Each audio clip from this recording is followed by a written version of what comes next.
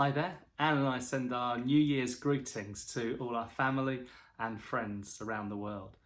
It's been a tough start to 2021, particularly here in the United Kingdom as we enter our third lockdown now. It's so difficult for those leading churches, so difficult for families and the vulnerable and those on their own. It's just a difficult time for everyone. And I think just sometimes to acknowledge that, to say it's a time of trouble, time of trial, time when the wind blows. As I'm recording this, it's pouring with rain outside, the wind's blowing and howling, and it's blowing on all of us. And I've been reading through the Bible in 1 year with Nicky Gumbel again this year. Haven't done that for a few years, but come back to it again this year. And just last couple of days, my readings in Matthew, I came to Jesus's teaching when he talks about the wise and the foolish builders, those who built houses, some on a rock, the wise builder, and others on a sand, obviously the foolish builder. And it reminds me so much when I was at Sunday school, so blessed to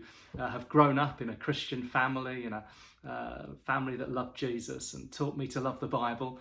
And mum and dad, who actually led the Sunday school, would often teach parables. And I can remember this parable very vividly. In fact, we had multimedia back in the 1960s and 70s. Our multimedia was a fuzzy felt board. I don't know if any of you are old enough to remember that, well before overhead projectors and certainly before the modern media that we have now. And this was a felt board, and these cut out pictures would appear, be put on the board, and some of us used to sit at the back and wonder when they would fall off, because inevitably they did. But I can remember this fuzzy felt of the parable of the wise man and the foolish man. And what always struck me was the difference in the houses, that the wise man's house looked like a mansion. It was well built, it was impressive, and the foolish man's looked a bit more like a shack, and obviously he was stupid and wasn't very wise at all. Well, actually, just reading the parable again, I'm not so sure there was much difference between the wise man's house and the foolish man's house. I think from the outside, externally, they could probably look very similar, because the parable is about not what you build, but what you build on. The difference between the two houses was not in their structure, was not in the outward appearance. It was the foundation.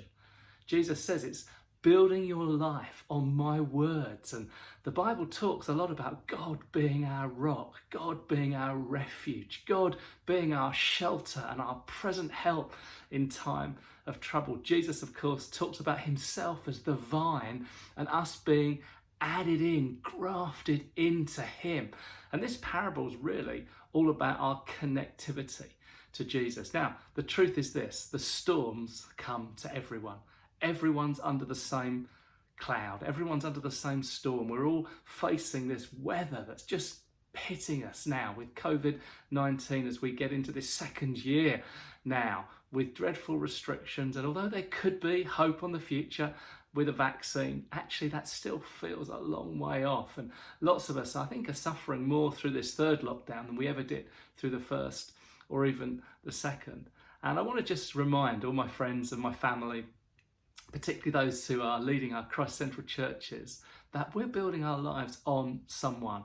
We're building our lives on Jesus. Not just good ideas, not just good theology, but on a person. That we're connected to him, that we're in Christ. And it's not necessarily about what our lives look like on the outside. It's about the security. It's about the stability. It's about the faithfulness of God, that he will hold us and keep us through even these difficult storms. Again, just my reading today was of Jesus asleep in the boat, the storm raging, and he's at peace. Why? Because he knows the security of his Father in heaven. And we can know, even through these difficult times, even through these troubling times, we can know the security. That it's not about what we're building necessarily. That's another talk, another day. It's actually about who we're building on.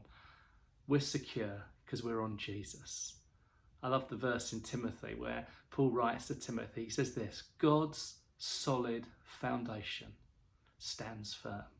Wherever you are in the world, wherever you are listening to this, if you're building your life on Jesus, however difficult it is right now, however much the storms and the trials and the difficulties press down on you, you can be confident of this. Your house will stand, not because of anything you've done, but because of what he's done. He holds you. You're connected to him. You're in Christ.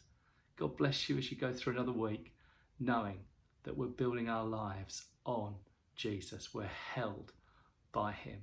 God bless you.